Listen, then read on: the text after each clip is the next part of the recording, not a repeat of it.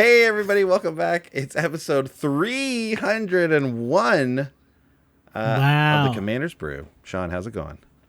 3 bills. 3 bills, baby. 3 Benjis. 3 Benji episodes. We're in the 3 money. Benjis and a Washington.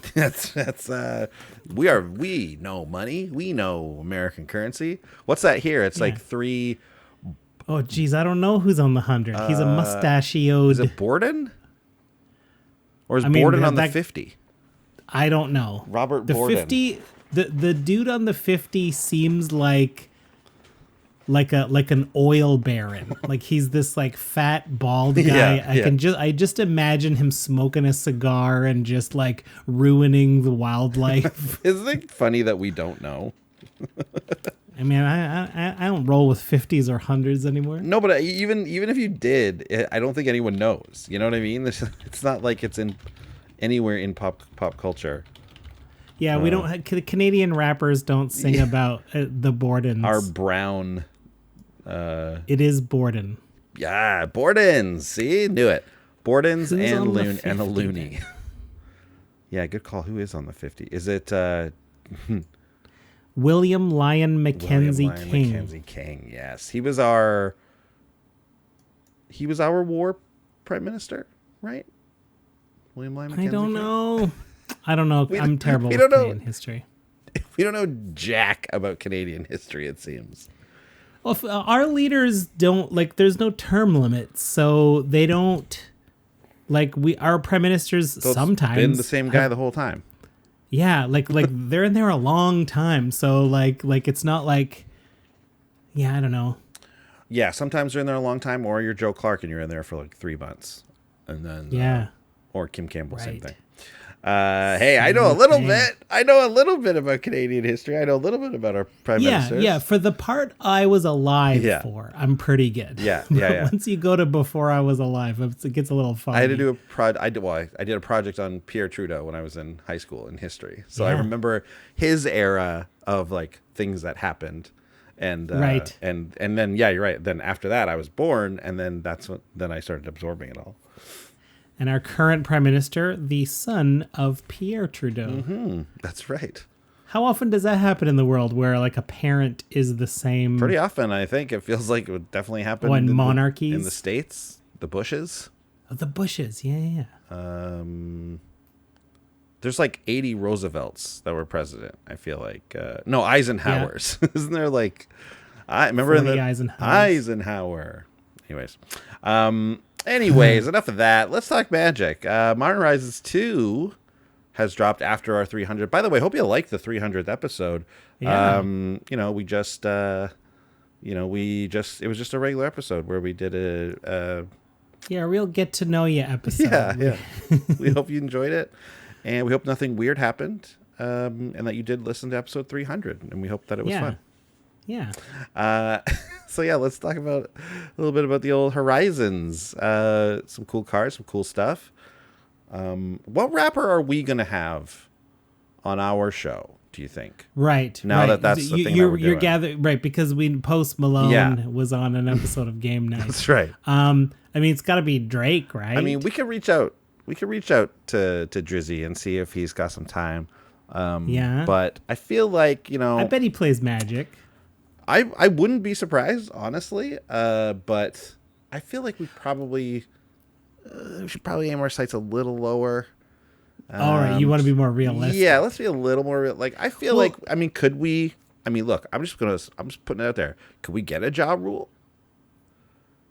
You know what I mean? Maybe Ja Rule comes in. He plays with us. Maybe what if that? That's shooting lower than Drake. Certainly, much lower. Yeah. Okay. Yeah, I think so. Anyways. Well, maybe we're coming at this the wrong way. Should we try to guess which rappers do we think also play Magic? Okay. Well, maybe we got to extend this to just all general recording artists, because that's pretty broad. But do you have someone in mind? I'm just gonna brainstorm here. Elvis Costello. Ooh. Classic nerd. I think so. I bet you he's more Dungeons and Dragons. Yeah, though. that's He's true. a little old. I That's feel true. not to be ageist, but I feel like a man of his age probably missed Magic the Gathering. True, but you're right. That's prime D&D time for him. I bet, Yeah. Him and his bandmates in the on the tour bus, getting in some deep sessions. Ooh, what about? I bet you Moby plays Magic the Gathering. Moby. I bet you he he just loves the intricate. I imagine he loves the intricate rules, and he probably understands layers. I remember seeing an interview with Moby that made me and all of my friends hate his guts.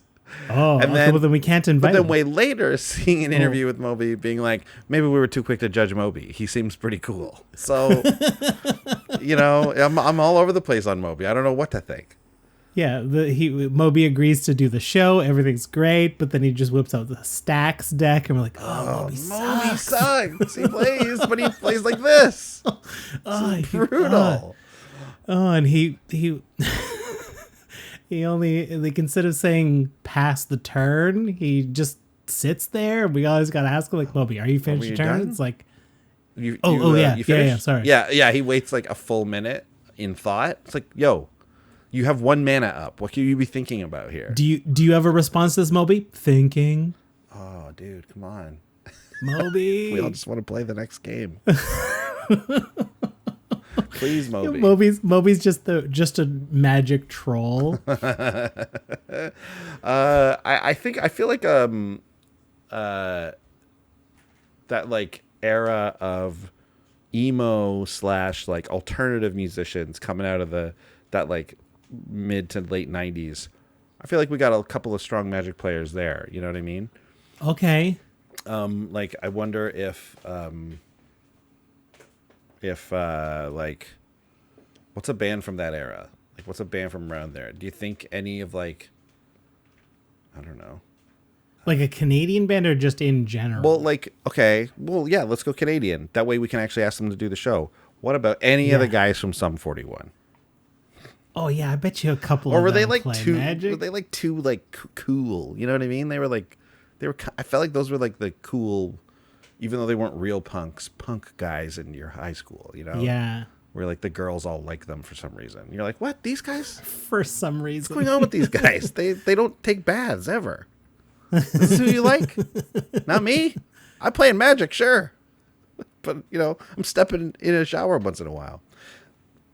Hey. I want to say I saw those guys once at a bar, and that's the impression I got from them. That's not. I'm not speaking in general. Unclean? Yeah, exactly. Weird. Yeah. Hey, we got some stories from the Toronto-based celebrities. I'm sure. You think Skrillex plays Magic? Oh, looking at like a DJ style. I think, yeah, you know what? I think those guys, because like they're so into technology that they probably embraced that early in their lives. And if you're, hitting the computer hard at that stage, you're probably into some kind of gaming, right? And I feel like, especially like PC gaming, like you could easily been in with maybe a crowd. Trent Reznor. Yeah, Reznor. I know. Didn't Reznor really love Quake? Wasn't he? I think he was in like. I thought was he in Quake? I think he did the music for Quake. Wow. Yeah. I mean, that wouldn't surprise me. And I think there was like a thing where like there was a tournament where you could play in this tournament, and then if you won, you get to play against Trent Reznor in Quake. and there's this like we all knew a guy who said that he played against Trent Reznor in Quake, and it was like, no, you didn't. Like you're not even very good at it. Fame. How would you have done this? How would you have gotten there? So just that classic liar kid. Can we get that guy, the guy who played against Trent Reznor in Quake, to be a guest? I'll ask my buddy JS if he wants to come and do it. JS, hi. Years ago, I played against Trent Reznor in Quake, not in Magic, but yeah, but I'll play Magic with you guys, sure. Yeah, I think that's an attainable goal. I think it's something we should shoot for. Let's get JS out here. Let's get, let's see if he knows how to play, and then let's get it going. Yeah. How many rappers do you think you have to reach out to before you hit one that plays Magic? That's a question I have. Ooh. You got to ask a lot, I think. Musicians, period. You gotta reach. Like that's definitely through the grapevine. Someone told you that that guy's got a magic tattoo, and you're like, let's go. It's hard too, because if your on stage persona is someone who like had a hard life and worked their way up, you don't have room for magic in that. That's true. narrative. In that story, it's tough. So you can't be like, oh yeah, my parents bought me cards all the time when I went to camp. It's like, no, that person, you don't put that into the public image. Yeah, no. Yeah, there's not a lot of like you don't hear Ice Cube, talking about him with his boys, like, you gonna pay one for whiskey? Yeah, exactly. Like talking, playing lands and like Oracle of Moldiah and stuff like that. It's like it's usually stuff that sounds a little harder. It gives you a better, bigger kind of story behind your image. Yeah, he plays Quake. For sure. They left that part out of Straight Outta Compton. How Ice Cube was also a big magic guy. Yeah. He played Cawblade. I entered like a talent show because I wanted to use the prize money to buy a Mox Ruby. I thought you were gonna say I entered a tournament and I got to play against Ice Cube in Magic. Get out of here, JS. Yeah. That's not real. Yeah. Oh my god. Well, okay. So if anyone out there has played Magic against a famous musician, please let us know. We are interested in contacting you. You can contact us through, a great way. Well, I won't skip the thanking. I'll thank everyone for listening. Thank you for listening. Thanks for laughing along with us. 301 episodes is a lot of episodes. Thank you very much. You can find us at patreon.com/commandersbrew if you want to donate, or you can ping us with a message if you played against Trent Reznor in Quake or something like that. We would love to hear those stories. That's a way to donate to help the show grow and keep going. And we're so grateful. Thank you very much for that. Another thing you can do if you would like to help for free is just give us a nice review on your podcast app. It helps it helps our podcast pop up when other people are searching for Commander podcasts, right? They kind of will favor ones that people are talking about, liking, rating, that kind of thing. So that helps us out. You can always head over to our YouTube channel, which we also do. Give us a like and a subscribe. I would love it if you just did that. And if you don't watch YouTube, that would just help us out. If you just open it up, give us a like and a subscribe, and then close it up. If you're not a YouTube watcher, that still helps. That still helps a great deal for very little effort on your part, if you would like. Another thing you can do, if you're already set out to buy some cards, we got a TCG player link at the bottom of the show notes on the podcast or YouTube version. Click that, and any cards you buy through there, you will get you'll get them shipped to you. You'll do the normal thing, and then we will get a little bit of that action. They kind of give us a little kick of that. If you're Canadian, however, we do have the best deal for you. We have actual discounted Magic cards through the Wizard Tower, and we're going to hear an ad from them now. We're proud Canadian podcasters, and we're proud to be sponsored by one of Canada's premier card stores, the Wizard's Tower, wizardtower.com. Canadian listeners get an exclusive coupon code BrewStrixhaven to get 5% off any order of singles shipped to you for free as long as you've ordered $15 or more in singles. And you can check out our deck list for this week's episode and other episodes we've done on their content site, mtgcanada.com. Call borrow a pen. All right, let's get right into this week's deck tech. This is a good one. All right, it's Karth the Lion from Modern Horizons 2. This is a fun set. There's a lot of cool commander stuff out here. Absolute wealth of cards that you can use for your decks. A bunch of great legendaries, and so it made it kind of tough to pick. But I think this is a good one we have here. So let's just read Carth. Carth is 2 black-green, so a Golgari commander here, a legendary human warrior, a 3/5. Whenever Karth the Lion enters the battlefield or a planeswalker you control dies, look at the top 7 cards of your library. You may reveal a planeswalker card from among them and put it into your hand, put the rest on the bottom of your library in a random order. And planeswalker's loyalty abilities you activate cost an additional +1 loyalty symbol to activate. So pretty simple stuff here at that first part. If If our planeswalkers die or Carth enters, we get to take a look at the top 7 and grab a planeswalker. But this thing down here is an ability unlike anything we've seen before. We've never seen the planeswalker symbol printed on a non-planeswalker card, I don't think. Yeah, so it looks weird. It does look weird. It's strange to see it in like the rules text of a different card. But basically, now all the custom card websites will have to like create that symbol for people to use in the font. Like, yeah. But the great thing about it is that it basically works pretty much exactly how you think it works, which I would expect to be whenever you're using any of your planeswalker's abilities. This will like add a +1 loyalty counter to it. So if anything that you would plus the planeswalker as a +1, now you get a +2. You get a boost.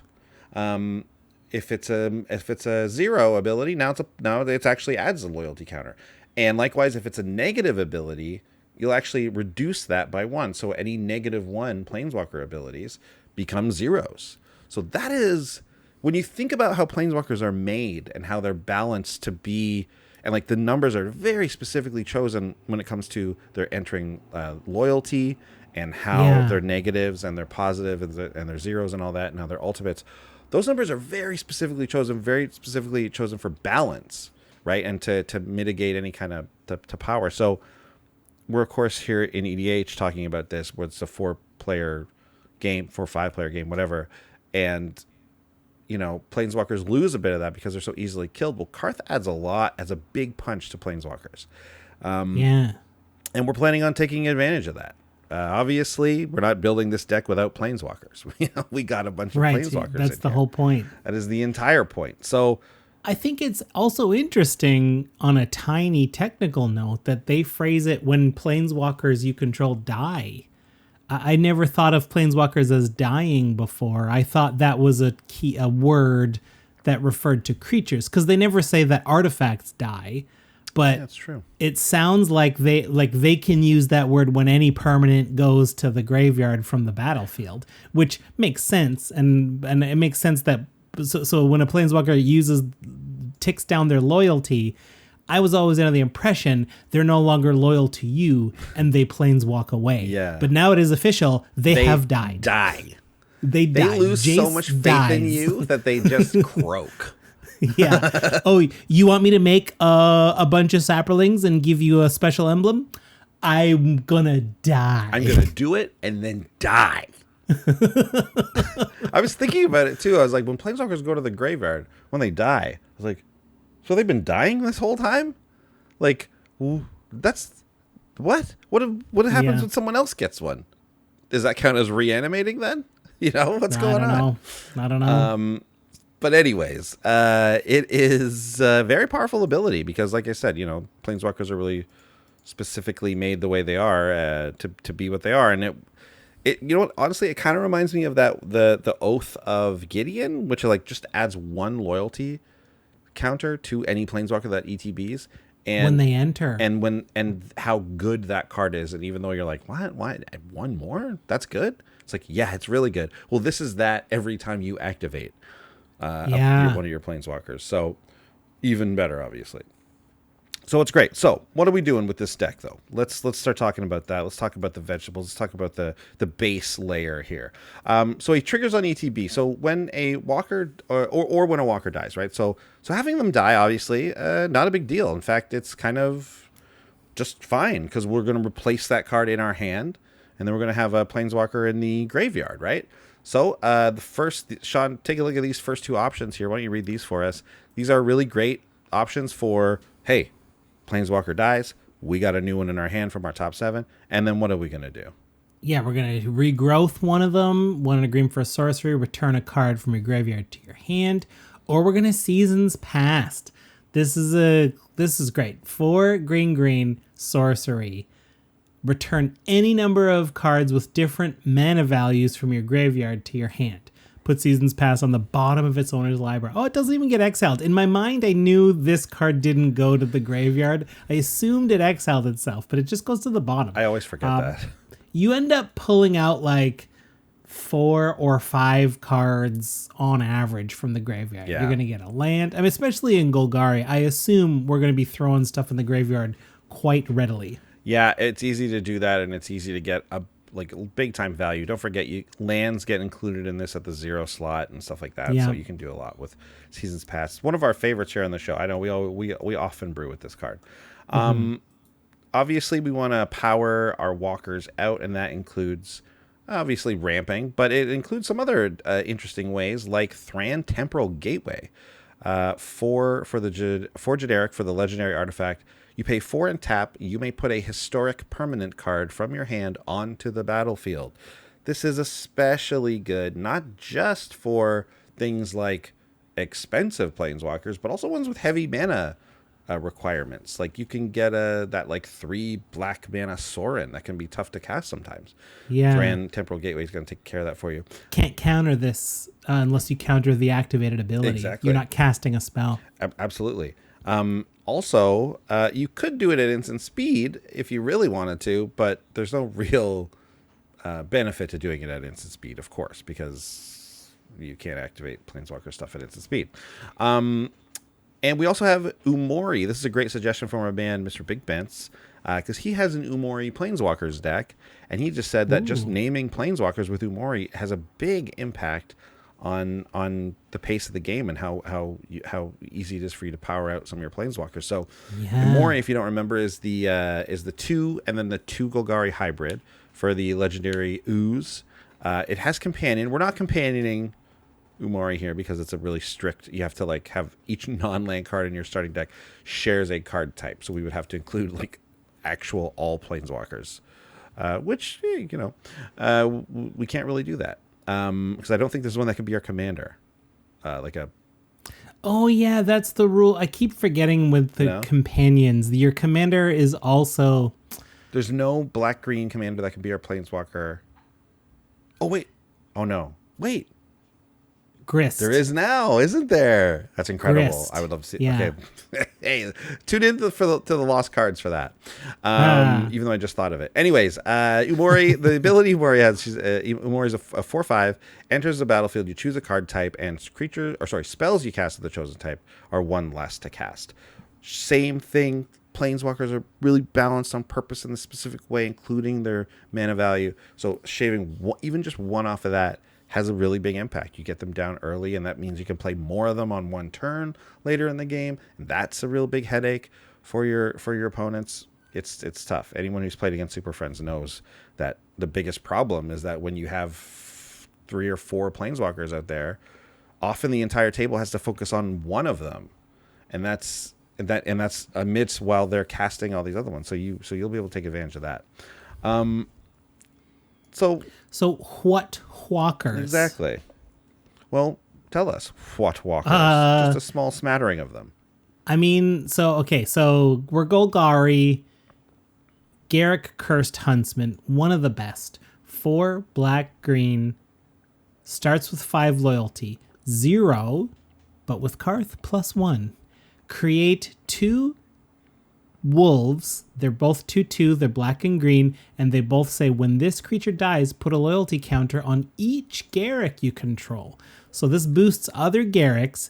This becomes a +1 with Carth. It starts as a 0, and he's got a natural -3, which would be a -2. Destroy target creature, draw a card. But the key is -6, which is 1 away from his starting 5. You get an emblem with creatures you control get +3/+3 and have trample. Permanent overrun, which becomes this Planeswalker has no ability to plus himself. Typically, you need a wolf to die to do that.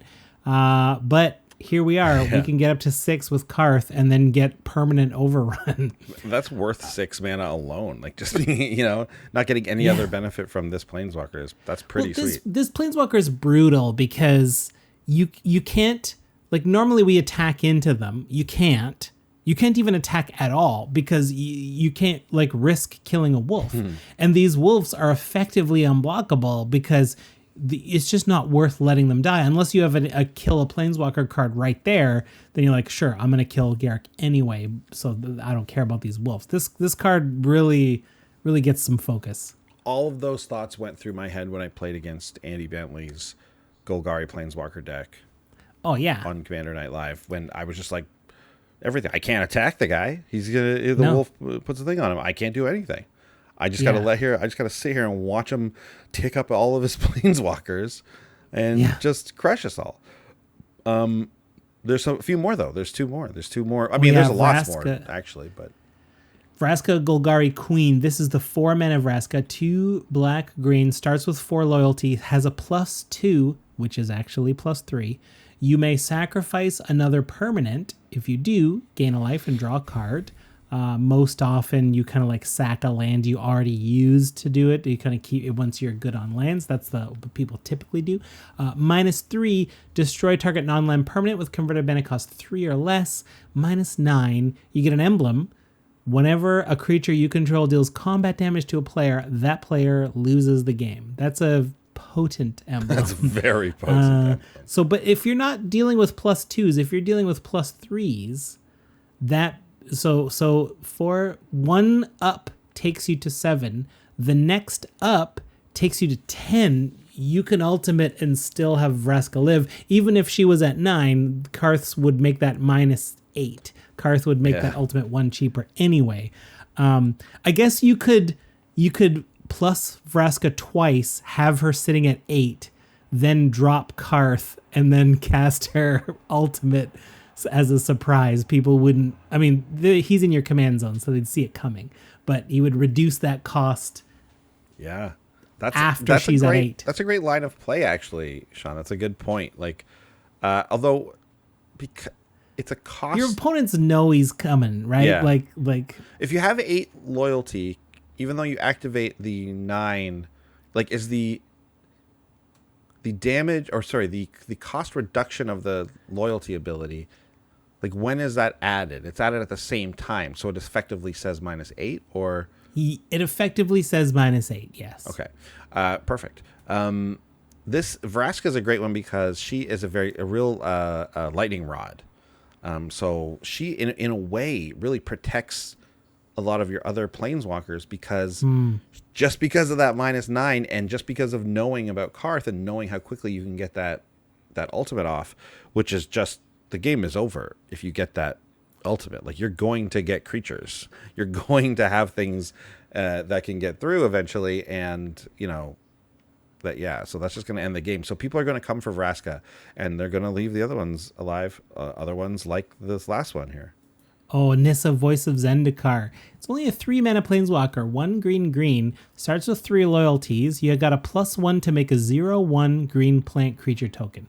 That's a great way to, planeswalkers that make tokens protect themselves well. This token will never trade with anything. It'll only chump, but that's enough to get you a lot more loyalty, especially if Carth's giving you 2 instead of +1. You can also -2 to put a +1/+1 counter on each creature you control, like all of those plants and other creatures. Or you can -7, you gain X life and draw X cards, where X is the number of lands you control. Not a game-winning ultimate, but I mean, certainly one we could get to reasonably, and what a value engine, right? Just draw a bunch of cards. I'm happy to do that. Yeah, this is a great one because Nissa is not really like super menacing. Like, people are going, I depending on what else is happening on the board, of course, but she's not one of the real threatening ones, but she is one of the better ones in the deck because gaining life and drawing cards is what's going to keep you going. Now, I chose these 3 planeswalkers very specifically because they kind of represent the things that our deck is all about. Each of them do the things that we want to do in this deck. Nissa here is representing how basically, most of the planeswalkers we have in here will make tokens.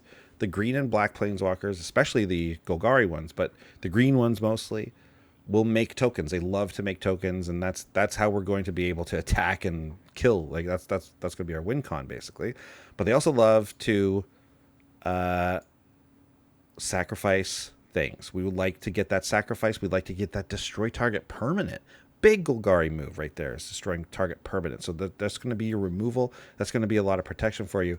And that's from Vraska. And then we got Garrick here, who's representing this idea that somehow we have this. Not only do we have the overrun ability, which Garrick has on a couple of his Planeswalker cards, but also just the ability to add loyalty counters to other Garricks. There's a lot of Garricks in this deck, and Garrick Cursed Huntsman, as you'll see in a bit, ends up being just an absolutely bonkers card in this deck. So enough about the vegetables and the setting the scene. Let's take a look at the neat moves.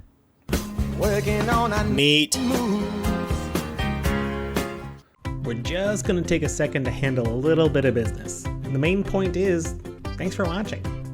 If you want to see more of our comedic takes and offbeat decks, consider subscribing to our channel and hitting that bell to make sure you don't miss anything. And if you're loving our stuff and want to support further, the best way is to head over to patreon.com/commandersbrew. Find out how our generous patrons keep our show growing and how you can get in on the brewing action too through our Discord. Or, if you'd rather, just hang out and play some games with like-minded Commander players. Now, let's get back to those NA moves.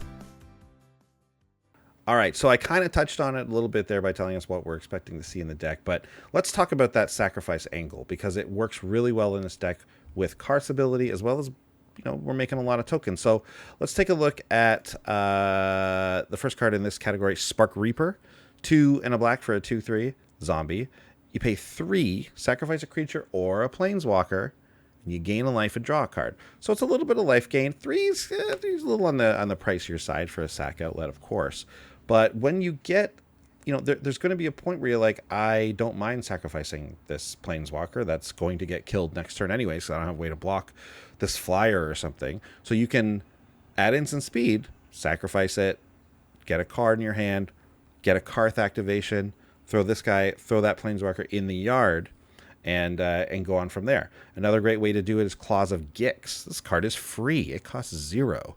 It is an artifact. And you pay 1 to sack a permanent, and you gain a life. So, minimal impact but from the card alone, but obviously sacrificing, whether it's, creatures or planeswalkers, like I was talking about, important for the deck. It's going to be very helpful.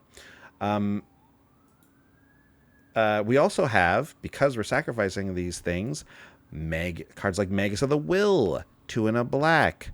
For the 3/3 human wizard, cost 2 and a black to tap and exile Magus of the Will. Until end of turn, you may play lands and cast spells from your graveyard. If a card would be put into your graveyard from anywhere this turn, exile that card instead. So the Magus gives us Yawgmoth's Will. That's the card that it's aping there. And that's going to be able to let us cast a bunch of the stuff in our graveyard, which is great. And then we're going to have all other cards like Yawgmoth's Vile Offering, 4 and a black, legendary sorcery. Put up to 1 target creature or planeswalker card from a graveyard onto the battlefield under your control. Destroy up to 1 target creature or planeswalker, and then you exile this card. It's a legendary sorcery, so you have to have a legendary creature or a planeswalker. So that's going to be very easy in this deck. We're probably going to have either our commander or a planeswalker kicking around. So in case you haven't figured it out, it's Planeswalker Reanimator. That's what we're doing. We get to sacrifice all these planeswalkers or just watch them die, because people are going to be coming for them and killing them. And guess what? That's exactly what you want them to do. You want them to waste their attacks killing your planeswalkers, which you might have sacrificed anyways, to get Karth's ability to go through our deck to get even more planeswalkers out into play and in our hand and in our graveyard. And then we're going to use these cards, whether they be, there's a bunch of them. There's more than I thought. Another great one that I've got to include, because it's, I think, maybe one of my favorite Magic cards, is Command the Dreadhorde. 4 black for the sorcery. Choose any number of target creature and or planeswalker cards in graveyards, and this is even includes your opponents. It deals damage equal to the total mana value of those cards. Put them onto the battlefield under your control. So you can be picky with this if your life total is an issue, but it's still great. Even paying 6 mana to get 2 planeswalkers is pretty incredible. But go nuts with this, right? We've got some life gain in here, so you're likely going to be able to make a lot of that back with Command the Dreadhorde. So and you know me, I just I'm a big fan of this card. I really love it. I wanted to mention one more card here. I just did a bit of an audible. Tevesh Zat. Doom of Fools. This is the guy from Commander Legends. New Planeswalker, 4 and a black, legendary Planeswalker, Zat.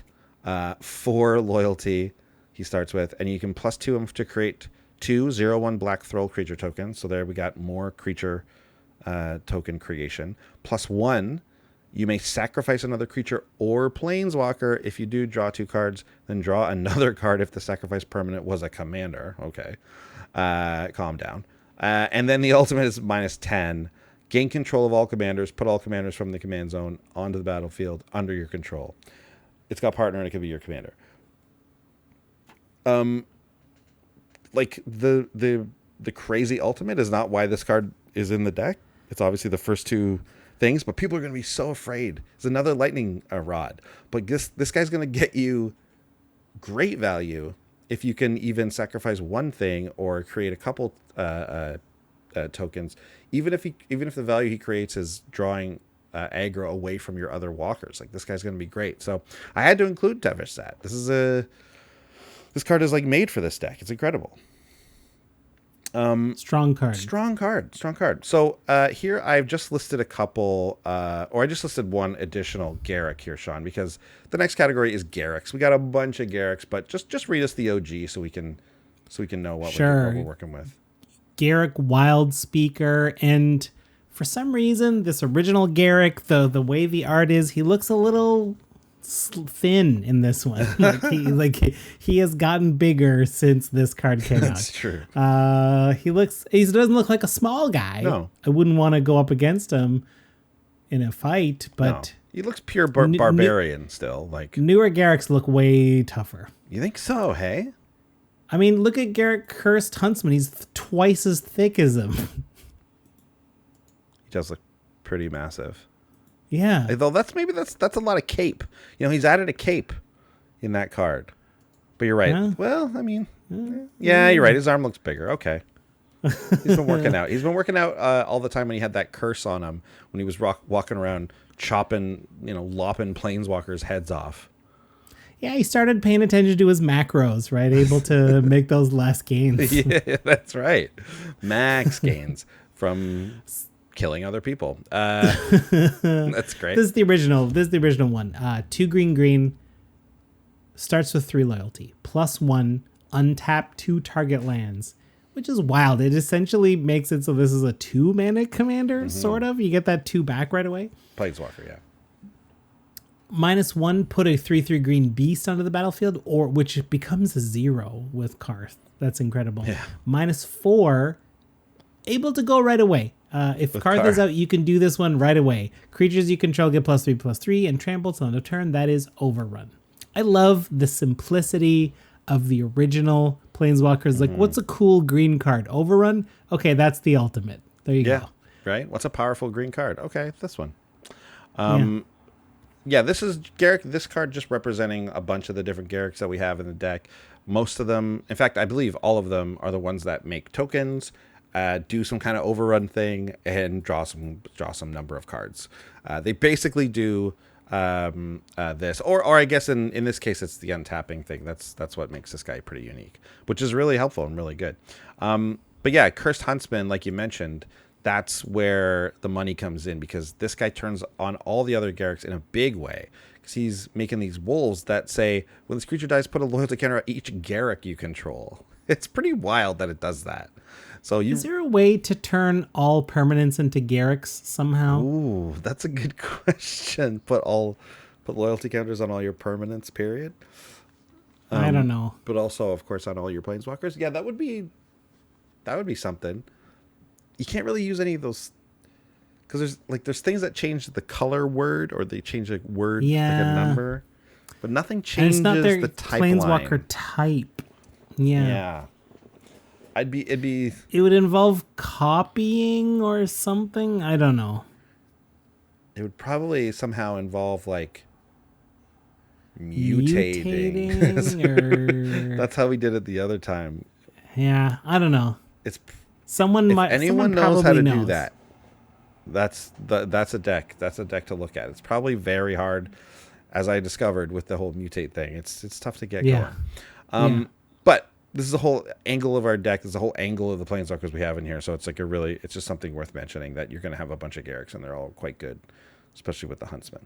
Read this next one too, please. Ooh, Kodama of the East Tree. 4 green, spirit, 6/6, reach. Whenever another permanent enters the battlefield under your control, if it wasn't put onto the battlefield with this ability, you may put a permanent card with equal or lesser converted mana cost from your hand onto the battlefield. So you drop a 5-mana planeswalker, you get to just put a 4-mana planeswalker or another 5, equal or lesser. Yep. You can play Carth and then play one of your cheaper planeswalkers from your hand if you want, while also looking for it, which is interesting. And Kodama, we've done an episode with Kodama before. Whenever a token comes into play, you're allowed to put a land from your hand onto the battlefield. That's true. And since all these planeswalkers make tokens, that they basically also become little explorers for us. It's Kodama. I mean, what else is there to say about it? It's an excellent card. It's basically a staple in green at this point. It just lets you play free things or lets you drop extra lands. It's madness. This can be your commander. Don't ever forget that. This is a partner. So you're looking to make things really busted. This is where you can do. Like, Kodama and Tavish Zot are also a pretty good commander pair for this deck, you know? Like, it's really, really good. So yeah, we had to include Kodama because he's great getting those extra planeswalkers. Getting a high number of planeswalkers out on the battlefield in these kind of super friend decks are absolutely essential. It really does make a big difference. Once you hit like critical mass with your planeswalkers, your opponents just have so little like options, basically. All right, so speaking of which, once we start to draw all that hate, because you will, people want to kill planeswalkers so badly, even though we all love them. When you have an opponent who's making a bunch of planeswalkers, you know you got to get rid of them because that's just free value they're getting. So yes, sometimes we do want to save our planeswalkers. And what is the best way to do that? Well, it's to have flying blockers or reachers or whatever. But I love Hornet Queen as an excellent way to save our planeswalkers. 4 green for the Flying Death Touch 2/2 insect. When she enters the battlefield, you create 4 1/1 green insect creature tokens with Flying and Death Touch. Fully worth it. This just comes out and blankets the battlefield with Death Touch creatures that are flying, because flying is the tough part, right? We've got it covered on the ground. That's what I should say here. These planeswalkers do a great job of protecting themselves, most of them. They all make tokens. We can chump block for days, no problem. But Hornet Queen is where we shore up one of our weaknesses, which is flying creatures. So yeah, she's going to do a lot of work down here. There's one more kind of category that I want to get into. I think like people might be sort of wondering why I haven't mentioned it yet. Well, there's kind of a hidden fourth dimension to this deck, and again, it's time. That's right. This deck is 40 years old, actually, somehow. It's represented in one of the planeswalkers I even mentioned earlier, Nissa, Voice of Zendikar. What does Nissa do? She makes plant creature tokens. What does she do? Gain life, draw cards. What does she do? Put a +1/+1 counter on each creature you control. An excellent ability, not only to pump up our little tokens, but also for all of the proliferate we have in this deck, which is obviously going to pay off for our commanders. And with abilities like that, that Nissa's rocking, we're going to be able to make our creatures really big. So Spread the Sickness is a good card. To sorcery, destroy target creature, but then proliferate for 5. It's not the most efficient thing, but sometimes this is exactly what you need. And 5 mana is not that bad to pay for it. Sean, why don't you read these next two? Oh yeah, Evolution Sage, great proliferator. Whenever a land enters the battlefield under your control, proliferate. With Kodama the East Tree, we're able to drop a bunch of lands in a turn. That could be quite a few proliferates. And then Yawgmoth Thran Physician. This is the one from the original Modern Horizons. It's the 2/4, 2 black for a human cleric, 2/4 protection from humans. I always forget that that's a thing. Yeah.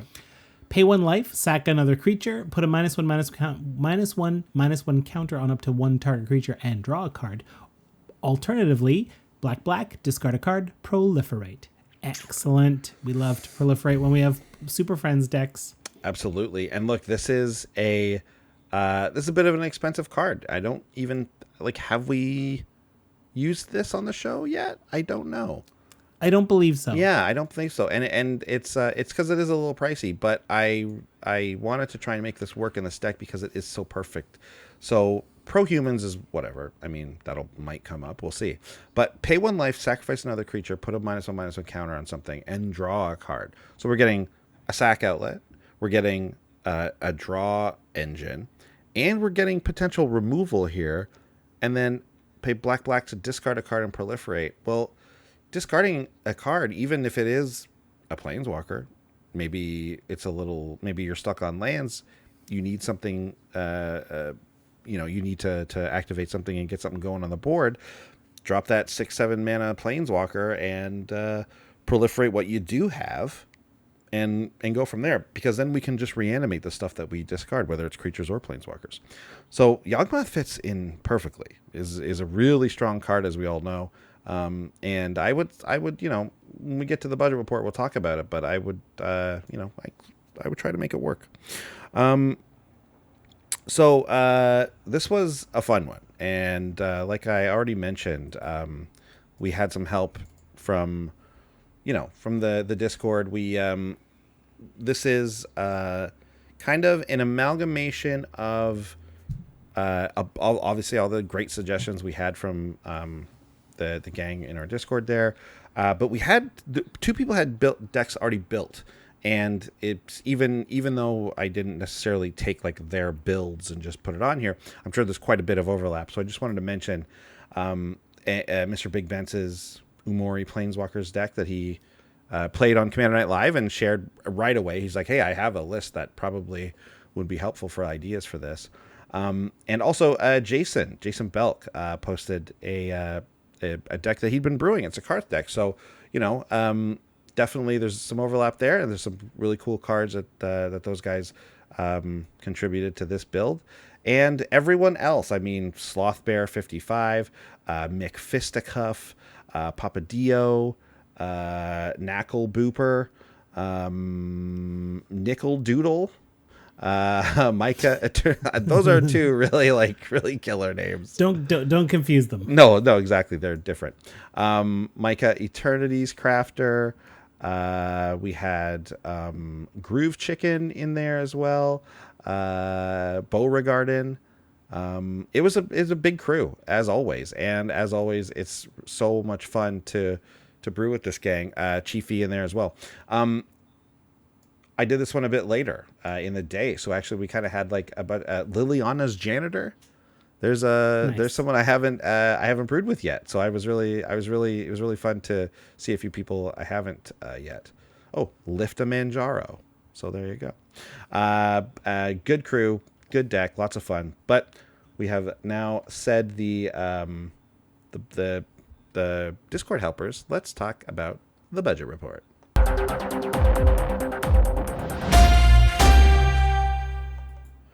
Okay, so, as you might guess, a Planeswalker, Super Friends style deck is not usually the cheapest of the decks that you can brew. There's a bit of a Planeswalker tax, as we all know, and sometimes, these are mythics, so there's that's kind of happening as well. So these cards definitely go for a bit more than your average Commander's Brew card. However, I will say this, they have printed so many Planeswalkers over the last couple of years, including all of the uncommon War of the Spark ones, which, by the way, most of them work really great. And I'd say tune into Lost Cards, where we get to talk a little bit more about some of those, because they included a little bit more of a narrow, like a different kind of style for the deck. But those can all be included. Carth makes them really, really great. Some of them, their abilities just become zeros, which is awesome. So on average, Planeswalker prices are definitely lower. So for this one, we got the mid was at around 180. So we're up over 150, and the low is 97. So again, over that, just under $100 for the low.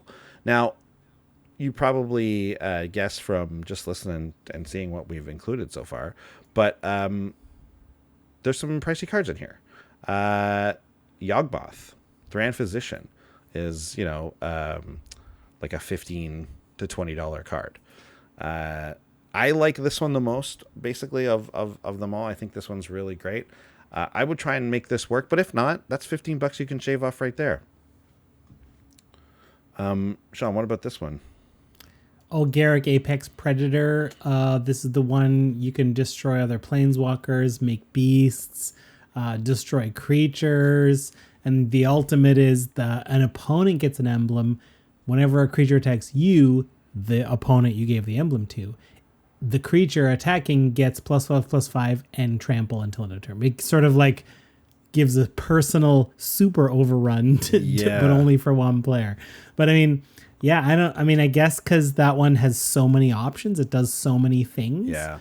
And it pluses to destroy planeswalkers, so that's probably why this one's $15-ish. Yeah, this one has like a secret sacrifice planeswalker mode too for you, actually. Yeah, this one, and he looks as the size of a truck in this one. This is the one where he looks massive for sure. Yeah. He looks absolutely gigantic. Yeah. This one's up there as well. And while I do love the Garrick angle, again, this is a 7-mana planeswalker. It sometimes feels like overkill when you play this one, because at this point in the game, you probably have a couple already. You might be doing fine. Otherwise, a 7-mana walker is tough to get down. But so cutting this one, it doesn't actually hurt too badly. And then finally, Tevesh Sat is here as well, as kind of like in around the $10 range. These are the 3 most expensive cards in the deck, and I think you could lose Tevesh Sat, because guess what? There's tons of planeswalkers actually. There's way more than we included in here, especially around this this mana value. Like, you can find the 5 and 6 mana ones from the planeswalker decks. Slot those in. You can make this deck for a lot cheaper, actually. I bet you could even do this deck now with our old deck restrictions. I just didn't really put any of those on, and just really pick the ones I thought would really synergize well. There are, however, some pricey cards that were way out of my budget. And just quickly, a couple of those. Sean, why don't you take this first one here? Sure, like the War of the Spark Liliana, Dreadhorde General, 6 mana. Static ability, you draw a card whenever a creature you control dies. Makes a zombie as her +1. -4, each player sacrifices 2 creatures. This planeswalker really takes control of the board. If you can manage to ultimate her, each opponent chooses a permanent they control of each permanent type and then sacrifices the rest. It doesn't exclude lands, so you're basically cutting everyone down to almost nothing. They must deal with her. They must. But this is $30, right? Yeah. Like, she's pricey for a reason. Definitely. Similarly, Vivian Nature's Avenger is another 6 mana +1. Put 3 +1/+1 counters on a creature. -1. Reveal the cards from the top of your library until you reveal a creature card. Put it into your hand. The rest on the bottom in a random order. -6. Target creature gets +10/+10 and trample. Surprising this one's so expensive. I know. This is not that great. I know. That's why I put it here, because it's a $12 card. It's like, it is? It looks like one of the... I thought it was one of the ones from the Planeswalker decks at first. Was this the first appearance of Vivian? I did... Maybe? No. M20? No. Maybe it is. Can't be. No, would have been Vivian... Is there one that's like Vivian? No, maybe this is. Anyways, doesn't matter. She's not even that good, so don't worry about it. But I really thought it was surprising that this card is that expensive. And then, of course, we have all the kind of regular, very expensive cards that you would put in a Super Friends deck that you could include. You could include the Chain Veil, you could include Doubling Season, blah, blah, blah. We all know about that. Right. We won't waste too much time talking about that. Those cards are all very expensive. If you have them, obviously use them. If you don't worry. You really, like, these things are good enough. You actually don't need all this extra Planeswalker help. Unless you're in super, super hard meta, maybe then we could talk. But anyways, but that's it.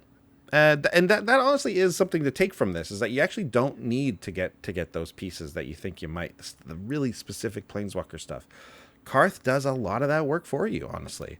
He basically gives up another loyalty counter every time you activate them.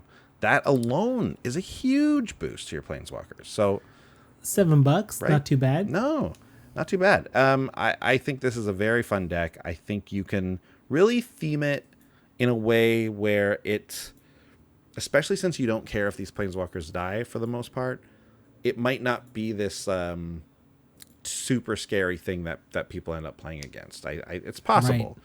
It's sometimes you gum up the works and people can't get any attacks through, and you just got planeswalkers sitting back there, and it's game. That can definitely happen, and that's a good thing. You want to win the game, but also I think there's a lot more dynamic moves to this deck than there is to your average Super Friends deck. So I think it's definitely something different for those of us who really like to play with planeswalkers. But that's it. That's the deck. Thanks for watching. Like I said, check out Lost Cards. It's coming out after this. It'll be on the Thursday after this one drops. But definitely some other kind of avenues to go down, and I think you guys will like it a lot. But thanks so much for listening. Remember to check out Wizard Tower and MTG Canada for our articles and all that kind of stuff. And also you can check out TCG Player for the deck list if you're in the States. Order from there, and we get a little slice of it. We'll see everyone next week with a brand new deck. See you then. Bye. Bye. Thanks for watching. If you love what we're doing, consider supporting the show by going to patreon.com/commandersbrew. And if you want to get any of the cards from our deck list, go to our TCG Player affiliate link below. That helps us out too. And for a free way to help us out, consider sharing the show with some friends. Like and subscribe, add a comment or two. See you later. Bye.